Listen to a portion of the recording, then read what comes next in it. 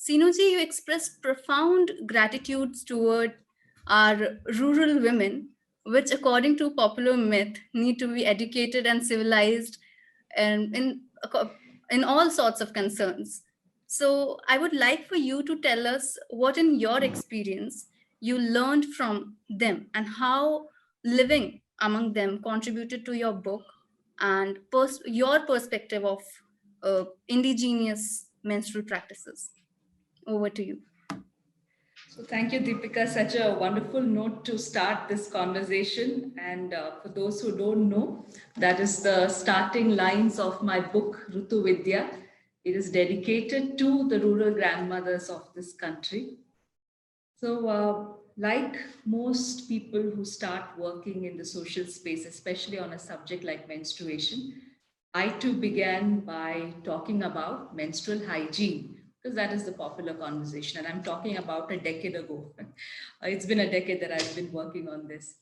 So when I started off and I would go prepared to the government schools or to the villages to talk about this, I would prepare on the biology, what causes menstruation to happen or about products and what to use. But the questions that the children especially asked had nothing to do with either biology or products.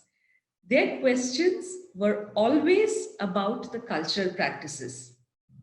Why are we told not to eat the papaya during menstruation? Why can't we have curd? Why are we told not to take a bath? Why can't we go to the temple? These were the questions that came to me. And when I would do sessions with women, they seemed to have some of these answers, but I didn't know enough at that time. And very often I would dismiss their knowledge as superstition.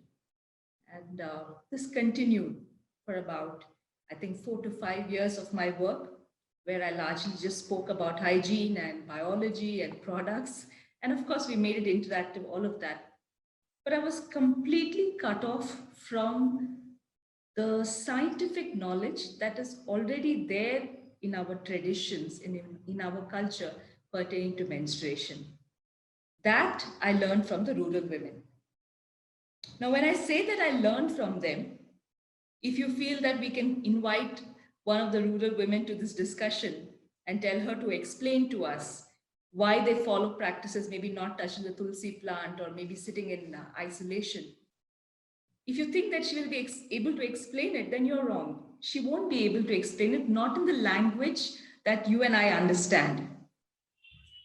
It took me a long time to ask myself this question. If it is only superstition, how is it that millions of Indian women for thousands of years across the country have been following this? We can't all be that stupid. There's definitely more to it that we do not know and we are unable to understand it. So the big question that we need to contemplate about is, if the women are not able to express or explain why they do what they do, then why do they still follow it? Isn't it? That's a big question. Why do they do it? One thing I understood is what the rural women know is through their experience. So when they say don't go to the temple when you have your period, typically someone in that group has been a rebel, broken the law and gone to that temple and have faced the consequences in her own health. And in close-knit rural communities, such news really travels fast and they warn everyone else that don't do this. I tried this or she tried this and this is what happened. The same thing when they say don't eat papaya when you have your period. Someone has tried it. They know it through their experience. They have seen for generations together that what they and their grandmothers have been doing have contributed positively to the upkeep of their health. And that is why they have continued doing it in spite of so many educated people and NGOs going in and telling them that what they know is superstitious. I mean, for me, it's a wonder that, the British came and told us that the way you dress, it's foolish. This is not the way of a gentleman. The men were very quick to leave the dhoti and wear the pant. The women still wore the saris. They still wear the saris. The British came and told you that your bhasha is not right. This is not the way civilized people speak. Men learned English. It is because of the rural mothers that we still have this diversity of mother tongues. So the women of this country, they have been the keepers of this culture, completely unrecognized, completely unappreciated for it. If not for them, we would never be able to trace back to our roots and know what this tradition originally was. And that is why I have dedicated my entire work to the rural women who thankfully have not been to our formal education systems. Yes, I hope I answered your question, Deepika. Yes, it's so beautifully explained. And I think that's why we call it the motherland and mother tongue. Because truly, these women are the gatekeepers of our civilization, our culture, and our traditions. So, Sinuji, in a lot of your interviews, you have spoken about India. Like, there's a popular myth that Indian women, uh, in particular, need to be educated about menstrual practices, menstrual hygiene, and most matters, India is looked down upon as a country which has problems but not solutions. And I've heard you speak about it in so many of your interviews, saying that India is the country which does not have an issue of menstrual hygiene or menstrual health management, but it is the country which can offer solutions. I would love for you to elaborate this for our participants. Sure. So let me tell you how I made the transition from talking about hygiene to declaring that hygiene is not even any issue. Not just for India. Menstrual hygiene is a created problem. Created by who? By those who are manufacturing menstrual products for obvious economic reasons. The so called third world, which includes us, are an unexplored market. I know this because in the initial days of my work, I have been approached by, well, think of the top three sanitary napkin manufacturing companies in India. All three have approached me. And the reason they approached was the same. In the name of CSR, help us enter the rural Indian market. What we are to them is a market. And all the studies, the numbers, the publicity, even the NGOs out there are funded by these companies. So it is important for their survival to create a problem of hygiene so that these products can make their entry. So if that is not a problem, and why I say it's not a problem is because hygiene per se has nothing to do with any menstrual disorder. I mean, this is common sense, and I don't know why no one's talking about it. You think of heavy menstrual bleeding, menorrhagia, period pain, dysmenorrhea, or even the more complex things like PCOD and endometriosis. None of them have anything to do with what product you use. You can use whatever product you want or use nothing, and it would still not cause any of these things. Okay, so then hygiene itself is a non-issue. There's nothing there. Now, it's not just in India. There are entities like UNICEF, which make statements saying 1 in 10 children in Africa, as if Africa is a country, 1 in 10 children in Africa drop out of school because of lack of, hygiene or sanitary napkins. And when a researcher, her name is Professor Christina Bobel from the Society of Menstrual Cycle Research in Boston, when she dug into this, the source of this number, she found that it's not even a study. And someone like UNICEF is quoting from something that's not even a published study. Similarly, in India, we've all heard these numbers. Only 12% Indian women have access to sanitary napkins, and the rest are using sand and ash and whatnot. In a decade long work of mine on ground, I have not come across any such instance. I started looking for this particular study. So, the source of it is this article in the Times of India, sometime in October, I think 2011 or so. And they said that this research company, AC Nelson, which has now changed its name, and an NGO called Plan India, apparently did this study which showed that only 12% women in India are using sanitary napkins. Now, if it is a study, you should be able to find it in some of the journals and some of the mediums that researchers have access to. So I reached out to international researchers. I reached out to the Society for Menstrual Cycle Research. It's an international body of menstrual researchers. And I told them, please help me find this. I want to see the source. From where, how did they arrive at this number? They put their researchers on the job and contacted this NGO, Plan India. And you know what they got in return? A PPT. That too, a very badly made PPT. I happen to have that. And in that PPT, it is clearly shown that this entire study, so-called, was funded by a sanitary napkin manufacturer. And there's no actual data which says that only 12% Indian women are using so and so. And the sand ash, vagera, is definitely a non-existent phenomena. So they cooked this up, and study after study, NGO after NGO, and even movies like Padman started showing this number. No one bothered to see where is the actual study, the paper itself. It's non-existent. But we've all been so happy to talk bad about India because it creates this need, and everyone feels that we are doing some mahan job by getting in sanitary napkins for the country. It's unfortunate. It's unfortunate that this is how we have been looking at this subject.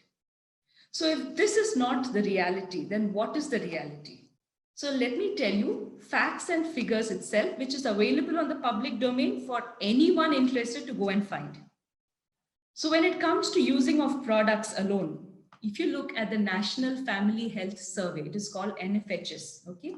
And the latest ones are for 2015-16, 2018-19 data is yet to be out there. But in 15-16 itself, it showed that 57.6% of women in India were already using sanitary napkins. And of that, among rural women, 48% were already using sanitary napkins. So first of all, this basis that only 12% women are using itself is wrong. That's not even anywhere close to the reality. Now, if we have to look at some measurable entity by which to determine the overall health of a population, that measurable thing is menstrual health in the sense that what is the prevalence of menstrual disorders? This is the question we should be asking, right? Instead of asking how many are using sanitary napkins and how many are using cloth, if you're really concerned about it, ask what is the prevalence of menstrual disorders in India? And similarly, what is the prevalence of menstrual disorders in countries in Europe and Australia and US who are coming and telling us to use sanitary napkins? So let me put forth a few numbers. So I have studied 150 published papers on this. There is a write-up on this in my blog, Mythri Speaks. Anyone can look it up. I have referenced each of these studies. So I will just tell you in short what the studies show. So in India, if you look at all the existing studies done by social workers, done by gynecologists, if you take menorrhagia, that is heavy menstrual bleeding, the highest prevalence among adult women was 18.7%. 18.7%. Now, if you look at this study among European nations, their minimum starts at 22%, which is Netherlands. Germany has 24%. Sweden, Switzerland, all of these have around 30% prevalence of heavy menstrual bleeding. And finally, England has 52% women suffering from heavy menstrual bleeding. In UK alone, 1 in every 20 women have a hysterectomy. In US, 1 in every 30 women have a hysterectomy because of heavy menstrual bleeding. And they try to come and tell us what to use. Okay, now let's look at another factor. Let's look at period pain or dysmenorrhea. So dysmenorrhea among Indian women, the numbers are between 11.3% and the upper number is a little high, 68.6%. So that is fairly high even for India itself. But let's look at the numbers for other countries. Prevalence of dysmenorrhea among adult women, okay, among adolescents, sorry. So in Singapore, 83.2% reported dysmenorrhea. In Houston, Texas, 85%. In Perth, Australia, 80%. And there was this study done of adolescents across Australia called the M.DOT study. These are all publicly available, where, believe it or not, 94% of adolescents reported severe dysmenorrhea, that is period pain. And this is the #1 reason for girls missing school during menstruation.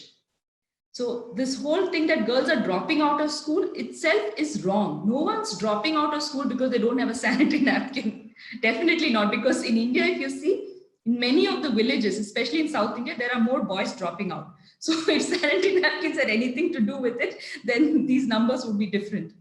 Okay, so if you look at those who are missing school, the reason is not lack of toilets, not lack of sanitary napkins. The reason is period pain or dysmenorrhea.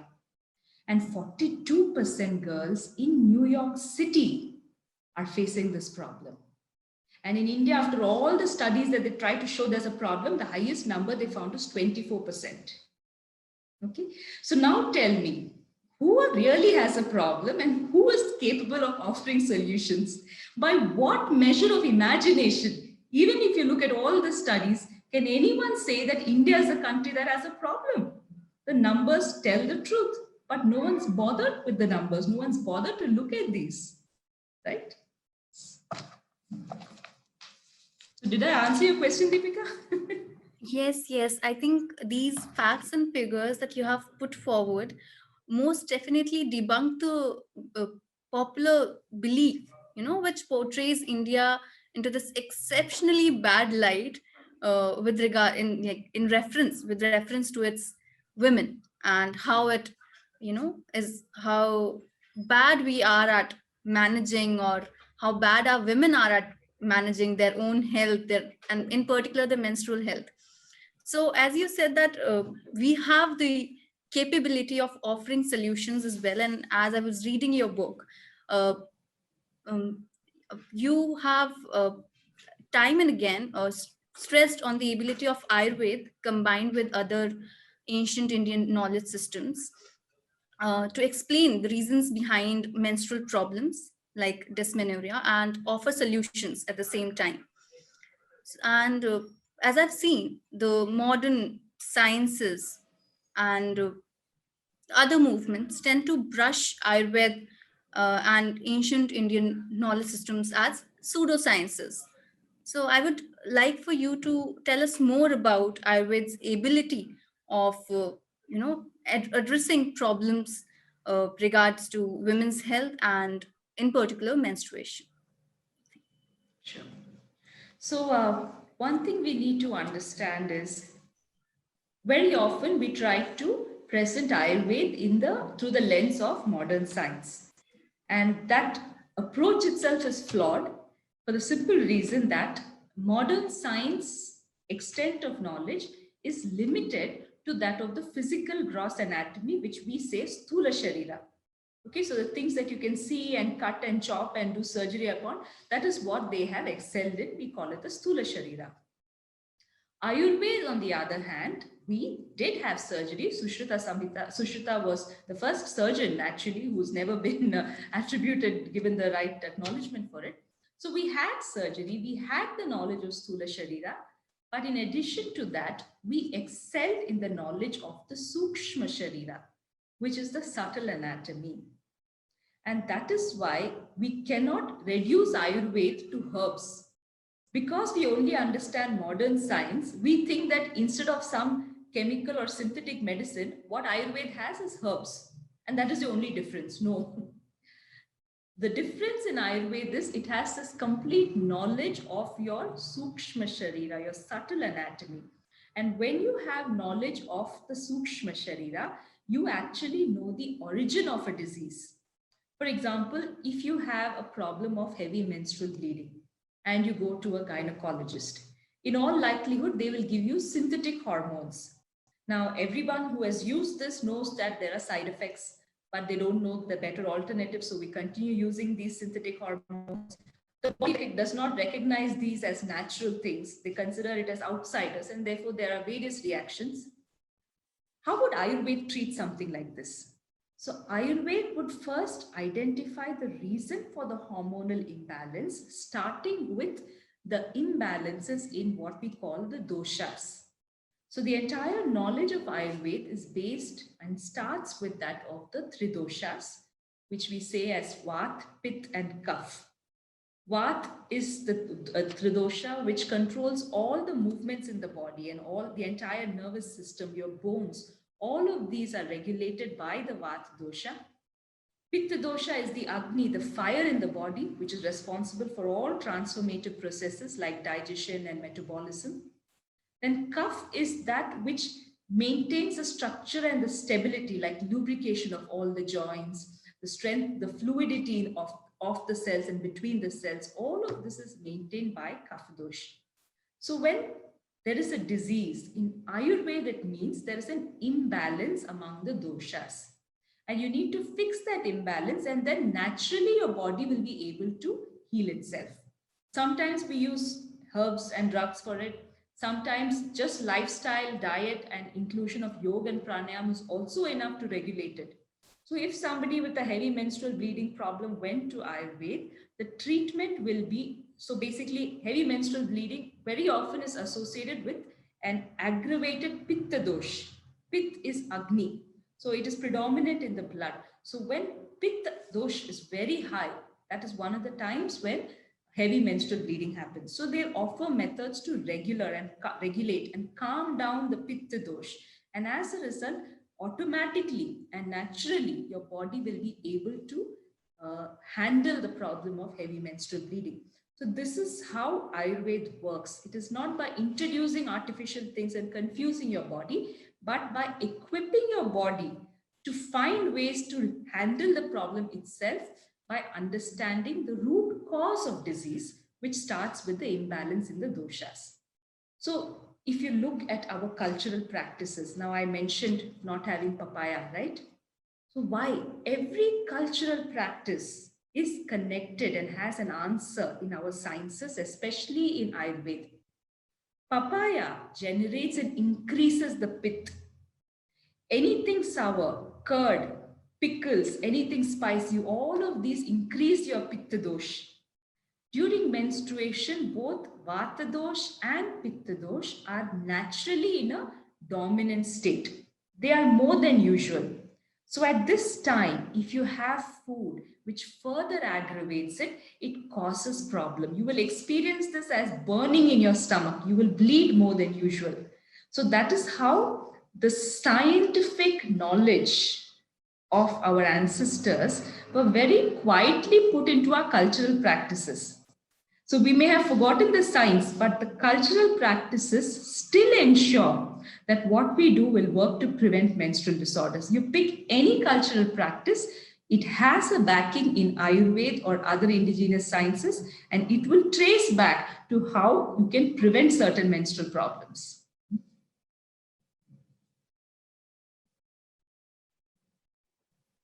Thank you, Skinuji.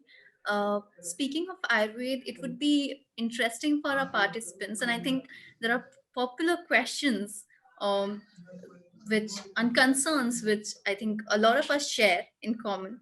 Like, is Ayurveda capable of answering practices like uh, why our mothers keep asking us to use cotton cloth instead of sanitary napkins, or why do in certain places we celebrate menarche, and women are asked to abstain from touching tulsi plants. So I would like for you to tell us, the science behind such practices.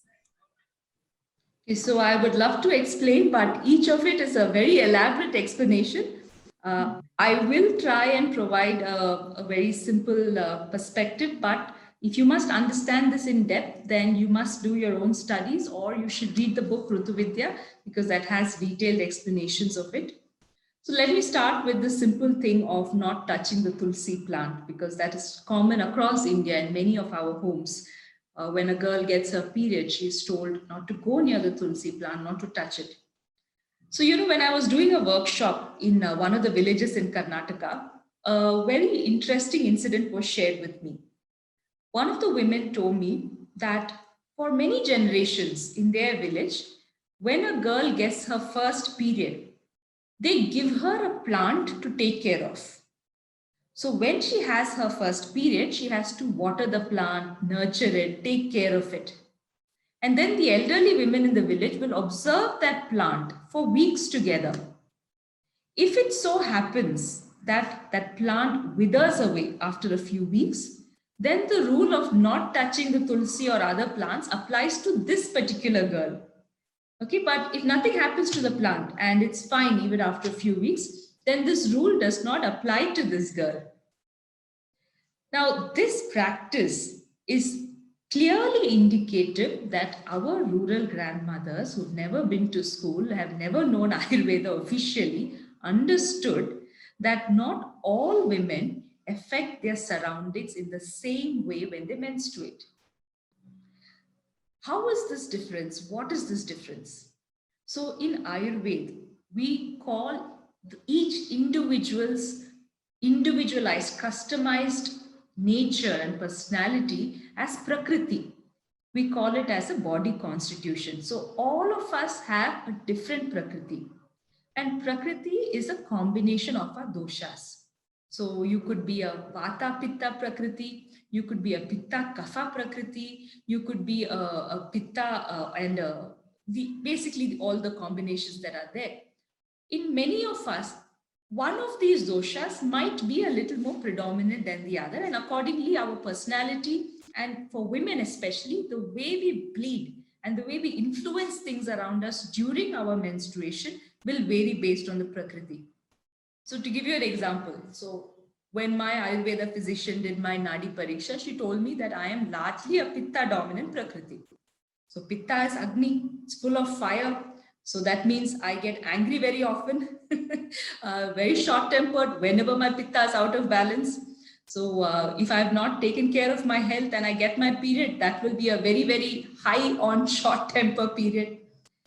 For someone like me who is Pitta dominant, during menstruation, your body heat will be even more than usual, and you will tend to affect the tulsi or the other plants more than someone who's perhaps a kapha dominant personality.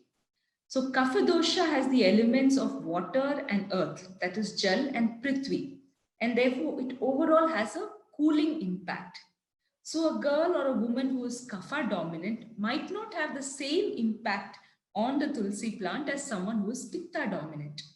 But to be on the safer side, because during menstruation the pitta is more than usual, all women are told to keep away from the tulsi plant.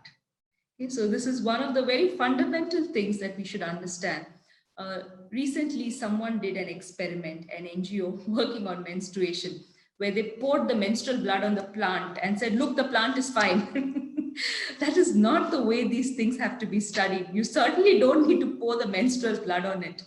You need to know what is the prakriti of the woman. And even if she just goes and stands near that plant, if she's of a particular type, and especially if her body is before menstruation has not been in a balanced state, then she will have an effect on the plant, and it can be seen over a period of few weeks, right? So this is the way in which we should understand these sciences. Similarly, I don't know if you asked about not cooking food, but that's a shorter explanation which I can offer in this interaction. So I will talk about that. So we all know that there is this practice that during menstruation, women are told not to cook food. See, in South India, it's very nice because then women really take rest and men have to do all the cooking. So women here look forward to it, especially the rural women. And during my work, when I travel in the villages, on some particular days, the men will say that today we can't serve food here because my wife is in a special condition, which means he's the cook and he's not a very good cook. So we are not allowed as guests there. So, like this, the men in rural India have been very open about this and have been contributing to help women take time off during menstruation. But what is the reason, the real reason why women are told don't cook during your period? See, if you are observant, you will notice that the food that you cook when you have your period versus when you don't have, there is a change in the taste. So I have noticed this with my cooking. Many other women have told me, even if you follow the recipe exactly, the taste will never be the same as what you cook when you don't have your period. What is the reason? See, anything that contains life contains what we call prana. Prana is not air or breath or oxygen. Prana is the vital life force. We are born when prana enters the jiva. We die when prana leaves the body. Okay, so prana is this basic life force that is there in us. In humans, both Tantra Shastra and even sciences like Taoism understand that prana, though it is there in your whole body, it is concentrated in the human seed. Because through the human seed, another life has to be born, right? So prana is concentrated in the human seed. So when humans lose their seed, they lose a lot of prana with it. This happens for women when we menstruate, because it is the unfertilized egg that is lost when we menstruate. So with that, a lot of prana flows out of us and we feel very weak. It happens for men when they lose semen, because their seed is contained in the semen. So that is why when women menstruate, they feel this exhaustion due to loss of prana, and the natural tendency for their body is to absorb prana from their surroundings. So, whether it is from another person or food which has life, such as plant food, their bodies will have a tendency to absorb prana from it. If you taste food that is fresh, just plucked from the garden, versus food that is refrigerated, maybe for a week or 10 days, both of them look the same externally. If it's a beans or a carrot, they both look green, right? But there's a difference in the taste. The fresh food always tastes different than the stale food. That's because fresh food has prana in it, but stale food does not. So when women who are menstruating come in contact with fresh food, they will tend to take its prana away. Now, it is okay if the women are cooking for themselves and eating themselves, then it is fine. But if they're cooking for others, especially if they're cooking for someone else who is on a spiritual path, who's on a sadhana, then it becomes very crucial that the food that is given to that person is not devoid of its prana. See, in the spiritual journey, the entire process is that you work with your prana. Why men are told to practice brahmacharya, which includes celibacy, is so that they can retain this prana when they are on a spiritual path. So even for small pujas, and of course in traditions like Sabrimala, men are told to practice brahmacharya so that they don't lose this prana via the seed. Okay? So this is the reason why women are told not to cook during menstruation. Of course, in your house, if the only thing you eat is refrigerated or frozen food or non-vegetarian food in which there's anyway no prana, then it makes no difference. You might as well eat what a menstruating woman cooks, because both are devoid of prana. But if women are cooking for men, especially who are on a spiritual path, then that food should be more carefully prepared. And that is why there is this rule that women should not cook during menstruation.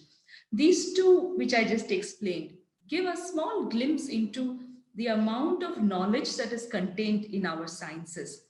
Whether it is Ayurveda or Prana Vidya, all of these have to be studied and experienced in depth before we can start even questioning it. Even to criticize, you should know what you're criticizing, no? But we don't even know the basis of these practices, so how can we even talk about it? So all of these things are explained in much greater depth in my book, Rutu Vidya. So if you're interested, those who are interested can read it. Yes, Deepika? That was great to know. I wish to know if it is possible to know the reason behind this popular belief of menstrual blood being impure using Ayurveda. Is it possible for us to answer this question? That is a interesting question, because see, this is the evidence that our practices were rooted in Ayurveda. We have forgotten the reasons, but the external remnants of that information, of that knowledge is there. And what you spoke about menstruation being impure is that classic example of the fact that there was more knowledge, but somewhere it has been lost. When I do sessions for adolescent girls, I ask them, how many of you think menstrual blood is impure? And 95% or more raise their hands and say that. And I ask them why. They said because during menstruation, the bad blood leaves the body. And I asked them, if what about boys? Don't they have this bad blood, or do they get to keep their toxins? Right? So if you feel that you have found the right answer, then it should not lead to 10 other questions. If it is leading to more questions, that means we haven't arrived at the right answer.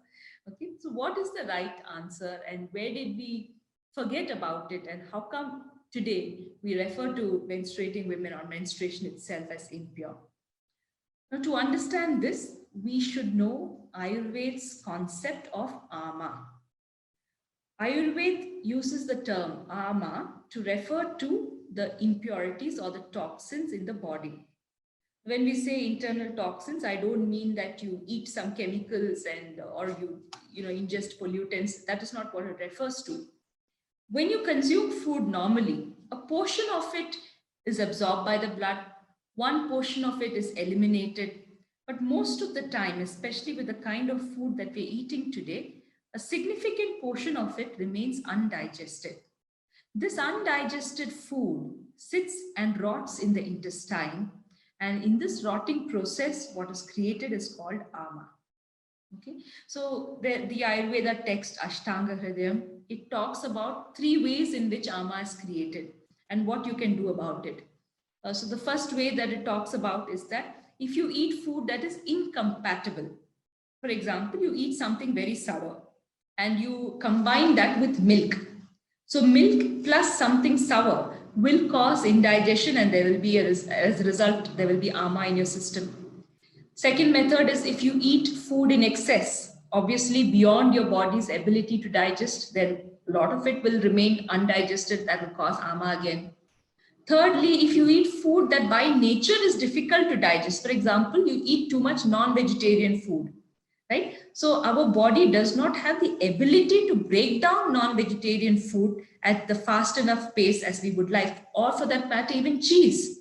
I heard that it takes around 72 hours for cheese to be broken down in the system. So if the food we consume is more of pizza and burger and non-vegetarian food, then your system will struggle to digest it. And as a result, there will be what Ayurveda calls ama. Ama is understood to be the primary cause of most of the diseases as per Ayurveda. So treatment in Ayurveda is often aimed at helping to fix your digestion. First thing is, are your bowel movements clear? So that is the first thing that is fixed in Ayurveda. Okay. So in the same text which talks about ama, they also talks about the methods of fixing ama. So if the ama level is not much, they talk about langana, fasting. So all our traditional festivals during which you do fasting, that is intended to clear out this ama if it is not too much. If the ama is at a moderate level, then you need to do fasting plus some kind of a digestive drugs, which an Ayurveda physician can prescribe. But if the ama is to such an extent that it has begun to impair your day-to-day function, in fact, infertility, one of the causes for infertility, as per Ayurveda, is understood as excess ama. Okay, if ama is in that to that extent, then it begins to affect your reproductive ability. If it comes to that stage, that is when you need therapy such as panchakarma. So in panchakarma, they will help you eliminate the ama from different in different ways. So they'll make you purgation, that is vomiting out ama, the upper digestive tract, evacuating the bowels. If you have a sinus problem, then helping you to eliminate that via nostrils. Like this, there are 5 methods followed in panchakarma therapy, which is to eliminate ama. Now, if you observe the kind of problems that women and girls face during their period, all of it is very similar to what is done to you during panchakarma, because during menstruation also, your body is trying to naturally push out throughout the ama. So if there is excess of ama in your system, there will be excess discomfort. So some girls will experience nausea and vomiting. Some girls will experience loose motions. For some of them, the ama is trying to come out through your skin. So you have acne and pimples. Majority of the problems of stomach cramps that girls face, abdomen cramps, it is nothing but the gastric problem because of the accumulation of ama, which during your period, your body is trying to push out. Okay, so when Ayurveda says that menstruation is a process of cleansing your system, what it means that it is trying to cleanse the ama from your body. And somewhere this idea of ama being impure and being removed has come to mean that menstruation itself is impure. No, that's a complete wrong way of looking at it. It is not the menstrual blood that contains the toxins or the ama, the body is pushing this ama out through the other methods, through your sinuses. That is why some women have headaches, or by vomiting, or through your skins, or through the gastric problems. Those are the ways in which the toxins or the ama is trying to be pushed out. So this is a classic example that when we hear something like this, one tendency is to completely dismiss it and say, no, there's nothing to this. We have to empower women, and everything that traditionally spoken about is wrong. But if we approached it like that and we did not dig into it with a genuine curiosity, we'll totally miss out on this wonderful information that is contained. Why did it start getting called as impure? Because somewhere we associated it with ama. And when you understand ama, you will also understand that there's so much in your own hands to do to make sure that you don't have period related problems. If women can ensure that their diet does not include things that are hard to digest, especially 1 week before the period, avoiding non veg, avoiding caffeine, avoiding carbonated drinks, 1 week before the period and during the period, if they do this, along with yoga and pranayama, which will help to improve your metabolism, there will be a drastic change in the way in which you experience your period. Because the lesser the ama the body has to push out, the easier your experience of menstruation will be.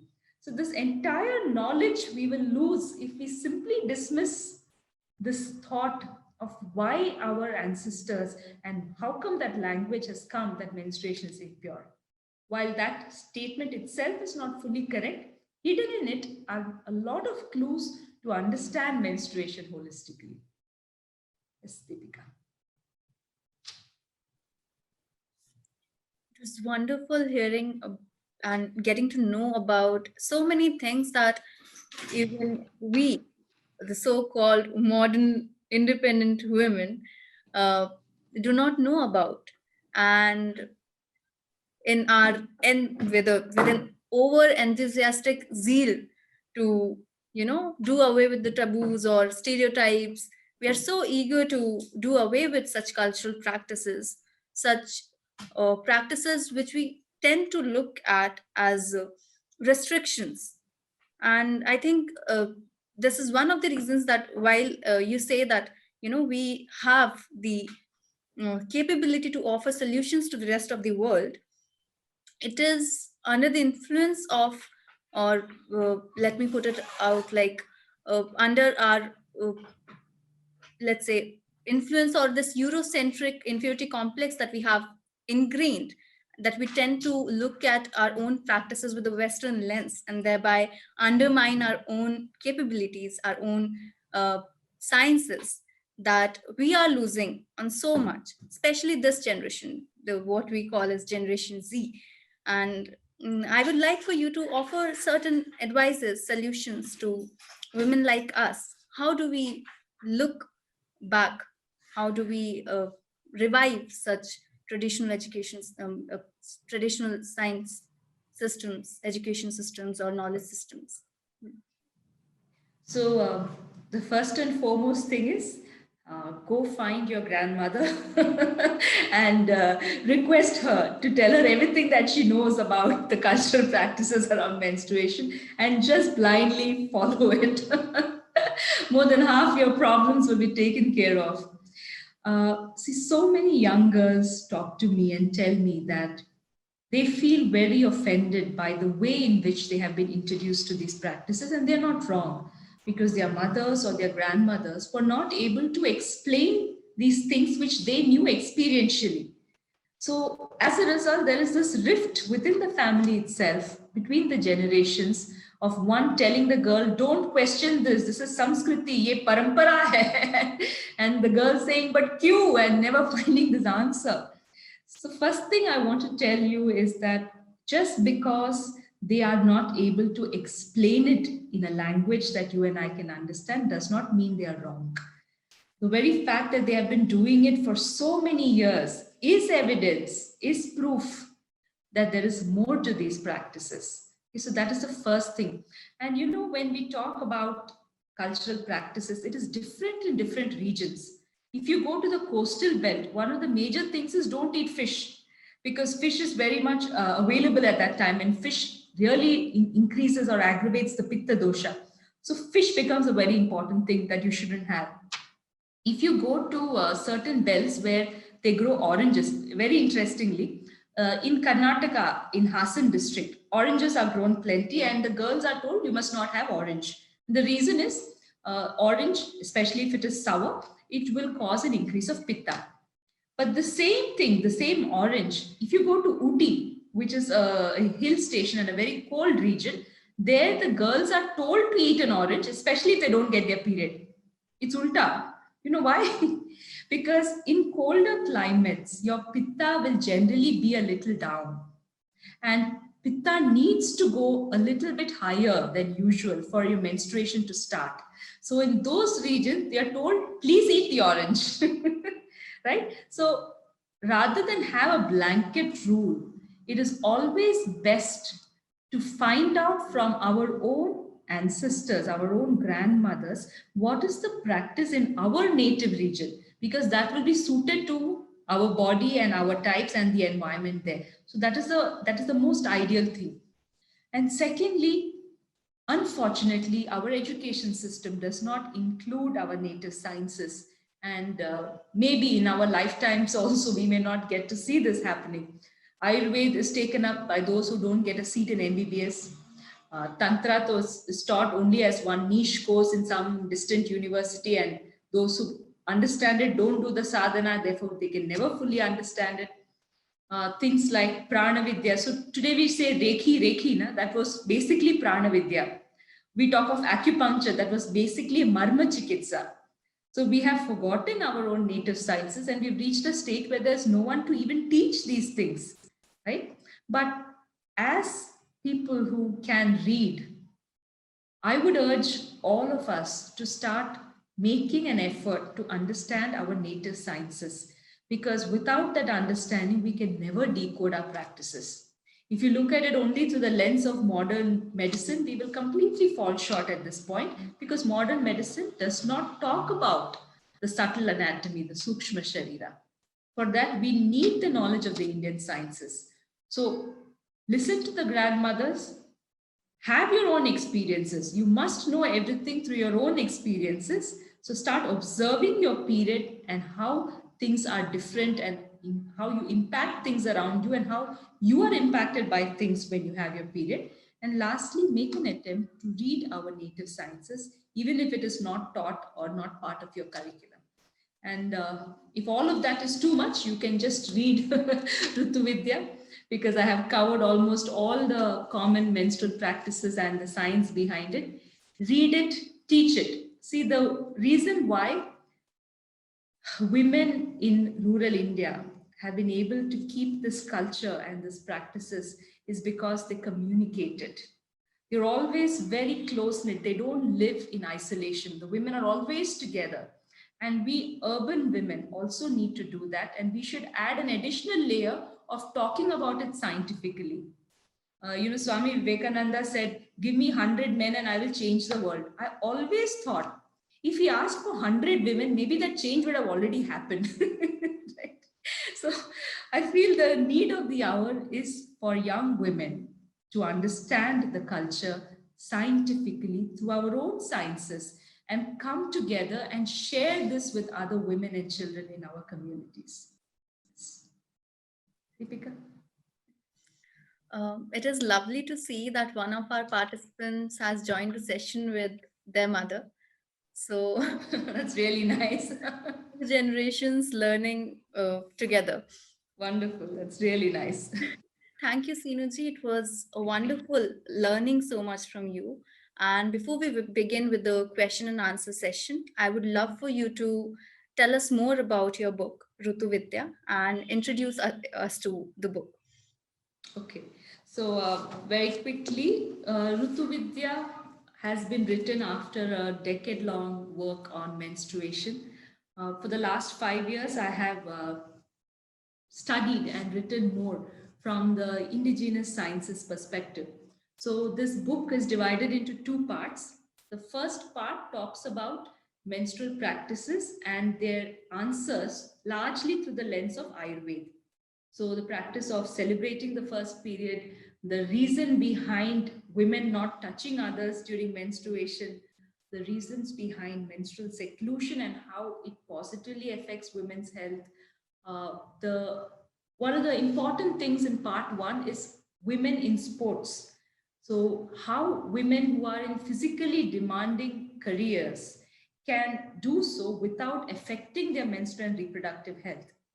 Another beautiful chapter is about how our cycles as women is actually capable of going in sync with Mother Earth cycle, because Mother Earth also goes to the same fertility cycles like women. So how you can understand that and bring your cycles in sync with it. And part one ends with this idea of why menstruation is far from a stigma. It is actually a very unfair gift given to women. And only women have this advantage over men, and why we need to understand and look at it like that. So, all this is covered in part one of the book. In part two of the book, which is about 70% into the book, part two starts. Part two deals with the menstrual regulations specific to religion. For example, why should you not enter a temple or any consecrated space during menstruation? Why is it that in some places like Shabrimala, which are mokshadams, even if the woman is not menstruating but of that reproductive age, why is it that she should not enter there? How mantras, certain mantras can affect women's reproductive health if it is not told properly, or why certain mantras should not be recited by women of this age. I also have two separate chapters on two beautiful temples. One is the Chenganur Bhagavati temple in Kerala, where after visiting there, my cycle changed and it began syncing with Mother Earth cycle. So I have written about that. In Chenganur, there is this the Devi there, Bhagavati Devi. She is believed to menstruate once in a while, and her menstruation is a cause for a big celebration. Okay? So I have written in elaborate detail about that temple. I have written another chapter on the very popular Kamakhya temple in Assam after visiting there. The interesting thing that happened to me with Kamakhya, I've been there twice. And some of you may know, in Kamakhya temple, every June, for 4 days, they celebrate the menstruation of Devi Kamakhya. And that celebration is called a festival called Ambubachi. Now, the strange or the interesting part is that after I visited the temple, every year for 4 years, my period in the month of June would start exactly on the same day as that of Ma Kamakhya's period. So these temples are capable of shifting your cycle and bringing it in alignment with nature's cycle. How that happens is what I have covered in part two of this book. Uh, this is knowledge which you don't find in a lot of places, because there is no book written by women on such a subject, and the information is scattered across different sciences. In the first part, if you need to know Ayurveda, in the second part, you need to know Tantra and Chakras. Right? So I have tried to take the knowledge from all these systems and understand the real meaning of these practices and how every one of these regulations on women have been put in place to prevent menstrual disorders. So that is what Rutu Vidya is about.